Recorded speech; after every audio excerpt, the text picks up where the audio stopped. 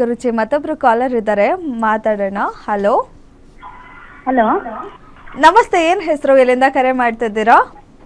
ನಮಸ್ತೆ ಮೇಡಮ್, ನಾವು ಬೆಂಗಳೂರಿಂದ ಕಾಲ್ ಮಾಡ್ತಾ ಇರೋದು.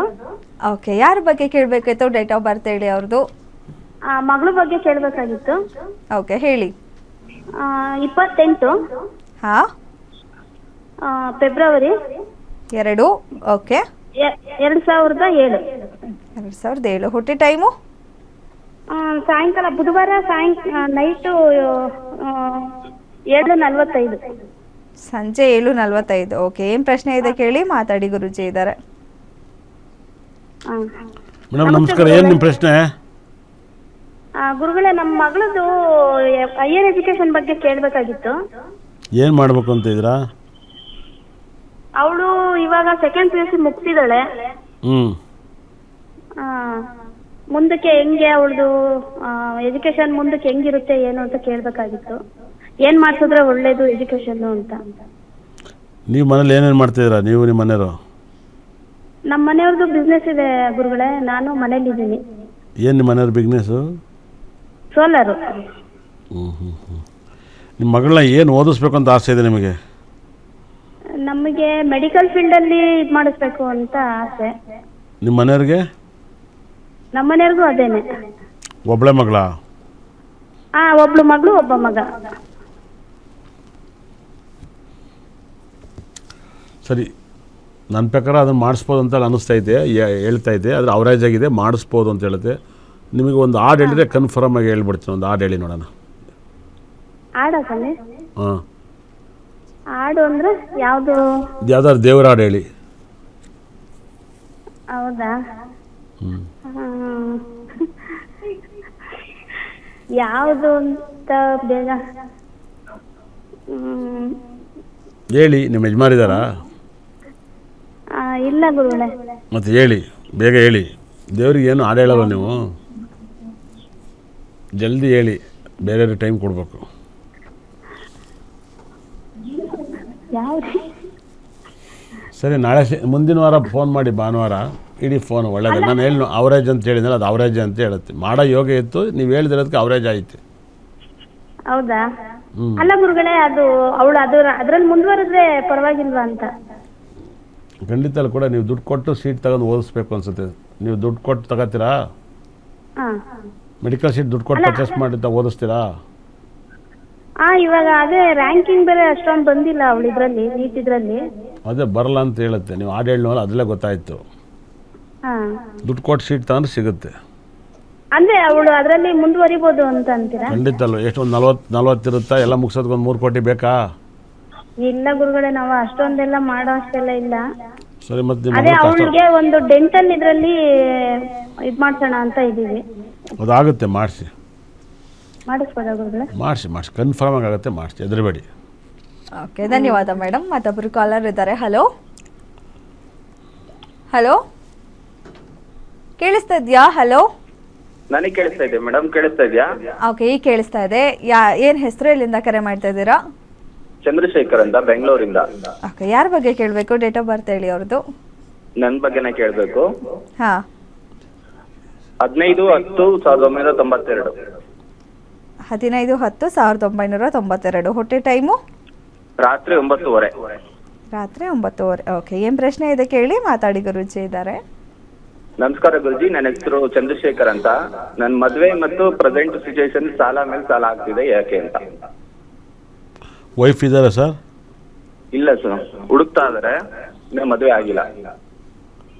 ನೀವು ಕೇಳಿದಂಥ ಪ್ರಶ್ನೆ ಮತ್ತೆ ರೀಟೇಕ್ ಮಾಡಿ ಕೇಳಿ. ಮದುವೆ ಮತ್ತೆ ಪ್ರೆಸೆಂಟ್ ಸಿಚುವೇಶನ್ ಅಲ್ಲಿ ಆಗ್ತಿರೋ ಸಾಲ. ಓಕೆ, ನಿಮ್ಮ ಮನೇಲಿ ಯಾರು ಇದ್ದೀರಾ? ನಾನು, ಅಪ್ಪ, ಅಮ್ಮ, ಅಣ್ಣ, ಅತ್ತಿಗೆ, ಮಕ್ಕಳು,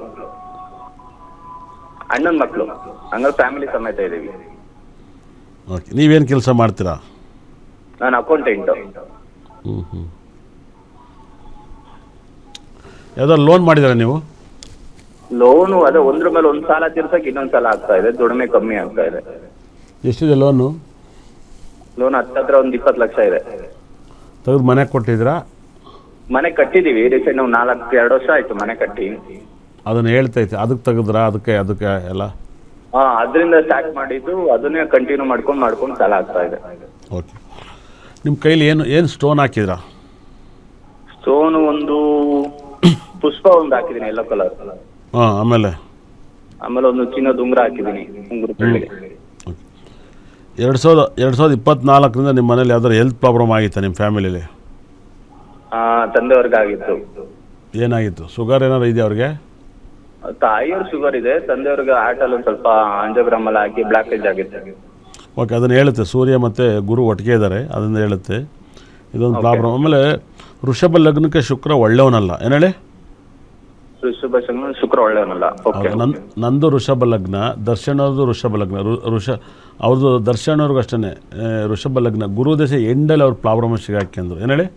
ನಾನು ಅನ್ಕೋತಾ ಇರುವೆ ಇವ್ರು ಯಾಕಪ್ಪ ಅಂತ. ಅವ್ರ ಕಾರ್ ಕೂಡ ಯೆಲ್ಲೋ ಕಲರ್ ತಗೊಬಂದ್ರು ಒಂದು, ಅದನ್ನು ಸೆಕೆಂಡ್ ತಗೊಬಂದಾಗ ಕಾರ್ ದೊಡ್ಡ ಗಲಾಟೆ ಆಗೋಯ್ತು, ಏನು ಹೇಳಿ? ಗಲಾಟೆ, ಹೌದು ಸರ್. ಅವಾಗ ಯೆಲ್ಲೋ ಕಲರ್ಸ್ ಕಾರು, ಅದು ದೊಡ್ಡ ಗಲಾಟೆ ಆಯ್ತು. ನಾನು ಅವಾಗ ಅನ್ಕೊಂಡಿದ್ದು ಯಾಕಪ್ಪ ಇವರು ಸೆಕೆಂಡ್ ತಗೊಂಡ್ರು ಮತ್ತು ಯಾಕೆ ಯೆಲ್ಲೋ ಕಲರ್ ಮುಟ್ಟಿದ್ರು ಅಂತ.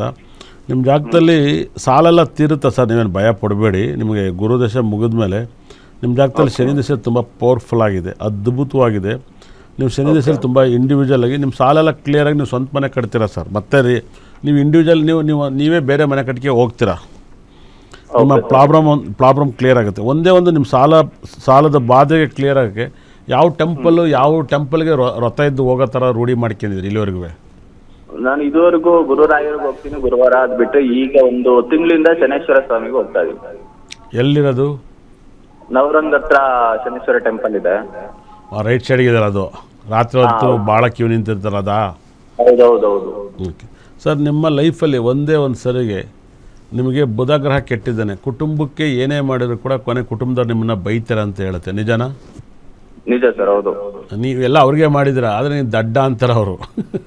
ಎಸ್ ಸರ್, ಹೌದೌದು. ಇದು ನಿಮಗೆ ತುಂಬ ಸರಿ ಬೇಜಾರಾಗ್ಬಿಟ್ಟು ಎಣ್ಣೆ ಹೊಡಿಬೇಕು ಅನ್ಸುತ್ತೆ. ಎಣ್ಣೆ ಹೊಡಿತಿರೋ ಇಲ್ಲೋ ಕೊನೆಗೆ ಗೊತ್ತಿಲ್ಲ. ಇನ್ನ ಇಲ್ಲ ಸರ್, ಸ್ಟಾರ್ಟ್ ಮಾಡ್ಬೇಕು ಅಂತೀನಿ ನನಗೆ. ಅದೇನೇ ಇವ್ರು ಬೈಯ ಕಾಟಕ್ಕೆ ಹೊಡ್ಕೊಂಡು ಮಂಕೆ ಬಿಡೋಕೆ ಇವ್ರ ಮನೆ ಸವಾಸ ಬೇಡ ಅನ್ಸ್ಬಿಡುತ್ತೆ, ಏನೇಳಿ? ಹೌದು ಸರ್, ನಿಜ. ಇದನ್ನೇ ಹೇಳುತ್ತೆ. ಹಾಗಾಗಿ ಇದಕ್ಕೊಂದು ಸುಲಭವಾದ ಪರಿಹಾರವನ್ನು ಹೇಳ್ತೀನಿ. ಪಟ್ಟಂತ ನಿಮ್ಮ ಪ್ರಾಬ್ಲಮ್ ಕ್ಲಿಯರ್ ಆಗುತ್ತೆ. ಒಂದು, ನಿಮ್ಮ ಲೈಫಲ್ಲಿ ಒಂದು ಬಹಳ ವಿಶೇಷವಾಗಿ ಒಂದು ಸಣ್ಣದು ಒಂದು ಮುತ್ತು, ಒಂದು ಸಣ್ಣದು ಒಂದು ಡೈಮಂಡನ್ನು ಹಾಕಿ ನಿಮ್ಮ ಪ್ರಾಬ್ಲಮ್ ಕ್ಲಿಯರ್ ಆಗುತ್ತೆ.